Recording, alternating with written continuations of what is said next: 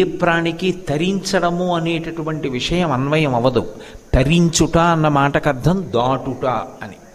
ఏమిటి దాటాలి అంటే ఈ జనన మరణ చక్రాన్ని దాటాలి. ఆ దాటడం అనేటటువంటిది ఎవరికి సాధ్యం అవుతుంది అంటే ఒక్క మనుష్యునికే సాధ్యం అవుతుంది. ఎలా సాధ్యం అవుతుంది అంటే గురువుగారి మాటని శాస్త్రాన్ని దృష్టిలో పెట్టుకుని అనుష్ఠించిన వాడెవరుంటాడో ఆయన మాత్రమే దాటగలడు, మిగిలిన వాళ్ళు దాటలేరు. అందుకే అలా శాస్త్రానుష్ఠానం చెయ్యడానికి యోగ్యమైన శరీరము ఇవ్వబడింది మనుష్యునకొక్కడికే. కాబట్టి అటువంటి నరజన్మ దుర్లభం, మనం కోరుకుంటే వచ్చేది కాదు. పరమేశ్వరుడి యొక్క అనుగ్రహం చేత కొన్ని కోట్ల కోట్ల కోట్ల జన్మల తరువాత ఈ నరజన్మ వచ్చింది. ఇప్పుడు ఈ దేవాలయ ప్రాంగణం ఉంది.